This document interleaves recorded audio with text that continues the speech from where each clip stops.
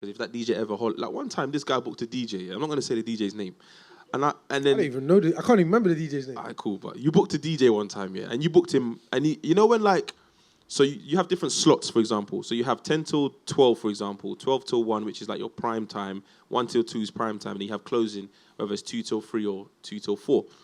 This guy's giving this new DJ prime time. I'm like, is he that sick? He goes, yeah. I was like, I trust you, you're my boy. This DJ was whack. I was like, what did you hear when you heard this DJ play? He's like, I don't know. I'm like, bruv, never again. But you know, like the DJ thought he was sick, but not to our crowd. So that's another thing.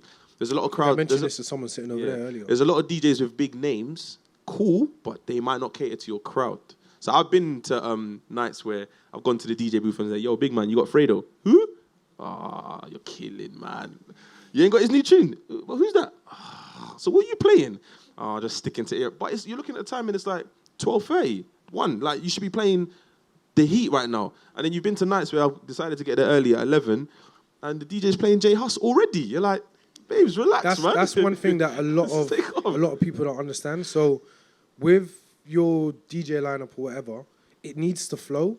So a lot of like up and coming DJs you'll give them a warm up set and they'll want to try and like impress you and play all the big songs.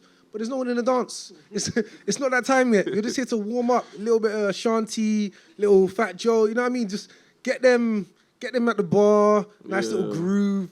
Get them to. Because there's been times where the DJ is in his zone, and I've looked in the crowd, and people aren't vibing. I've gone into the booth at Big Man, cut the hip hop, time for R&B or time for bashment, and he's like, "What?" I'm like, "I don't care what set you had, Big Man, change it because the crowd are not vibing."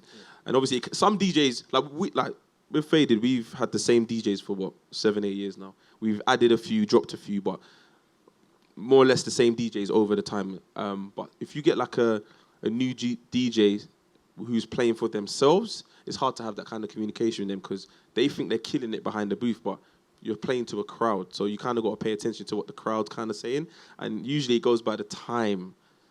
That's what I've learned anyway. There's certain times you play certain tunes.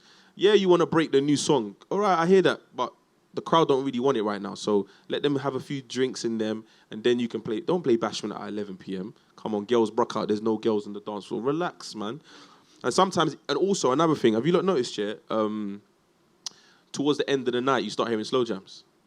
That's because if you're drunk, you're not fighting to Jodeci. You kind of just unwind and think, yo, what girl am I kind of move to? The vibe just changes. And what that does is it kind of allows you to just leave quietly. Whereas if you left on Meek Mill, outside, you know what I mean? Outside, you're chilling. And this is stuff that, and another thing that I learned as well, I think I said it in the documentary, someone told us when we did pitch in Stratford that they used to give out sweets at the end of the night.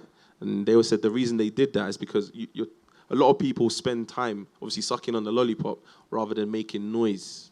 And I didn't understand that. Smart. I didn't understand that. But I was like, because they're in a residential area, they used to get complaints about noises. So that was one of the ways they used to tackle it. And I was like, no, that's interesting stuff. That's really smart. As a promoter, do you have that right to tell the DJ what and not to play? Yeah, 100%. Yeah, 100%. But we don't have to because we trust our DJs and they understand. So like when our DJs turn up for a set, they will look at the computer of the last DJ, see what they've played so that you don't end up... You know when you go to certain raves and you hear the same song every 45 minutes? That's how they avoid that. I went to Cancun Jump Off in America, in Cancun, and I don't know if it's an American DJ thing, but they're playing the same 5 bangers that are popping that year every 20 minutes. Yeah. Because each DJ is trying to rep for themselves. They're not there for the collective. Do you know what I mean? It's not a brand, it's a one-off event. Yeah. Of course. But a DJ like that, obviously he might holler us and be like, oh, can I play? And I'll be like, nah, I wouldn't book you for Faded because if you're just going to go behind the booth and play for yourself, I ain't got time for that. Essentially, some DJs understand that to them DJing is a job. It's not about like trying to be the best DJ of the night. Like, so all our DJs have a relationship where they'll even speak. Say, what did you play? Okay, cool, I won't play the same set. And then they'll kind of remember what they've played. And then the next DJ, so gives him leeway to play what he wants to play kind of thing. Do you know what I mean? But there's some nights I've been to, and I agree, the DJ's just playing for themselves. And it's like, all right, cool, this was nice. The next DJ, bro, this DJ played Meet Me already. Why are you playing me? Do you know what I mean? But as promoters, and we listen, even DJs that are mixing, there's some raves I've been to, I'm like, oh, this DJ Every cannot time we'll be mix. out and I'll look at him and be like, you hear this? DJ, but he might be a big DJ. He's got bare followers on the gram. Everything. He's a big DJ. Cannot mix. You're not playing that faded.